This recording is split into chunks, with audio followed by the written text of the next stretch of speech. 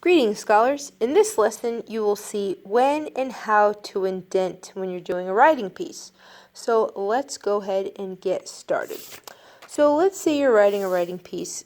You go to start writing and you start right here.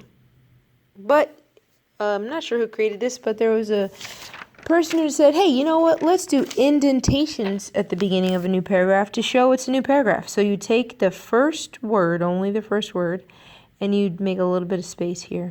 And that shows you that it's a new paragraph. And everything else comes back to this red margin here.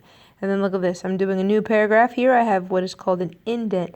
It's a little bit moved over space, and then everything comes back to the margin. I have my indent. You write, and you write, and you write. And then when you go to the next line, though, you do go back to the margin. You have your indent here. And then my last paragraph here is also indented. So now let's see a practice here. I'm just going to recopy the same writing I had, and you're going to see if I can take this stapler here, try to prop up my phone. See if I could do this.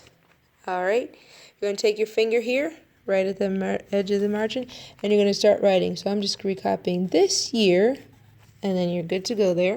So I've got my little space indent, and I'm going to keep writing this year. We are starting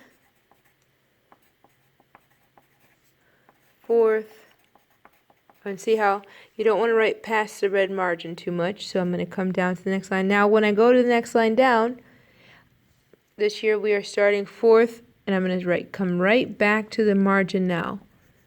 Grade. Period. Then I'm going to keep going with my sentence, and then you keep writing your whole paragraph. When you go to start your next paragraph, that's when you're going to need to do indent next line down, and make sure you try to line it up. So you'd start maybe about here, then you'd write your next paragraph here. See where my D is for Danye. So you indent. So it's only the first lines, and then try to line them up and just do like a finger space.